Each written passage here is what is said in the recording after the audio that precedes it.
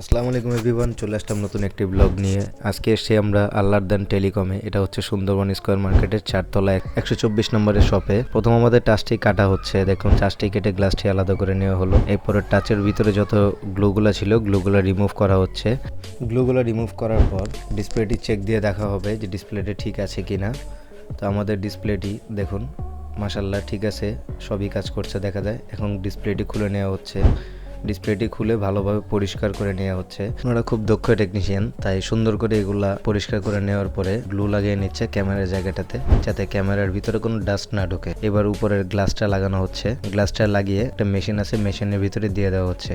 এই মেশিনটা হচ্ছে প্রেশার মেশিন। আসলে ডিসপ্লে লাগাতে গিয়ে যত ঝামেলা হয়, মানে ডিসপ্লে ফেটে গেলে এই চাপের জন্যই হয়। চাপটা পারফেক্টলি হওয়ার পরে ওনারা দিয়ে দিলে আর্দ্রতার মেশিনে দেওয়া হয় বাবুল রিমুভ করার জন্য। এই পর্যন্ত আমাদের টাচটে দেখুন কি অবস্থা। বাবুল রিমুভার মেশিনের ভিতরে দেওয়ার পর এতক্ষণ আমাদের স্মার্টফোনের ভিতরে অংশগুলো যেগুলো এক্সট্রা গ্লু ছিল গ্লুগুলো তুলে ফেলা হচ্ছে। এরপরে নতুন গ্লু লাগানো হচ্ছে, black colour glue.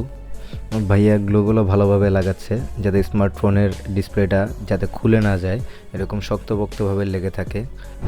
Bubble remover machine থেকে বের করা হচ্ছে ডিসপ্লেটা। এখন ডিসপ্লেটা আবার দ্বিতীয়বার চেক দেওয়া হবে। তো ডিসপ্লেটা চেক দিয়ে দেখবে যে ডিসপ্লেটা কোনো ক্ষতি হলো কিনা। সাধারণত ডিসপ্লে কোনো ক্ষতি হয় না, 90% ডিসপ্লেই ভালো থাকে। তো দেখুন আমাদের ডিসপ্লেটিও ভালো আছে। তো এর মধ্যে এতক্ষণে আবার সবগুলো ফিটিং করে ফেলবে ভাইয়া, একে একে প্রত্যেকটা স্ক্রু লাগানো হবে ঠিক আগের মতো করে, যেরকম করে খোলা হয়েছিল। ফোনটি ফিটিং করতে করতে আবার ভাইয়ার দোকানের অ্যাড্রেসটাই বলে দিচ্ছি। এটা হচ্ছে সুন্দরবন স্কোয়ার মার্কেটের 4 তলায় উঠেই হাতের বাম দিকে আসলেই ওনার দোকানটি পাবেন, 124 নম্বর শপ। স্ক্রুগুলো লাগানোর পর যে এক্সট্রা গ্লুগুলো ছিল, এক্সট্রা গ্লুগুলো ভাইয়া তুলে নিচ্ছে যাতে ফোনের ব্যাকশেলটা লাগানোর পরে কোনো প্রকারের ফাঁকা অথবা কিছু না থাকে। আবার নতুন করে গ্লুটি লাগানো হচ্ছে। আমাদের পিছনের ব্যাকশেলটাও ফেটে গেছিল, তাই আমরা পিছনের ব্যাকশেলটাও নতুন নিয়েছি। তো এবার দেখুন ফোনের লুকটা খুব সুন্দর লাগছে। এবার ভাইয়া ফোনটিকে রাবার দিয়ে সুন্দর করে আটকিয়ে দিবে, কারণ নতুন করে গ্লু লাগানো হয়েছে, তাই এটা 3 ঘন্টার আগে খোলা যাবে না। সো এই 3 ঘন্টার জন্য রাবারের দিয়ে এভাবে পেঁচানো রাখতে হবে ফোনটা। 3 ঘন্টা পরে আমরা খুলবো ফোনটা, খুলে দেখবো কি অবস্থা হচ্ছে।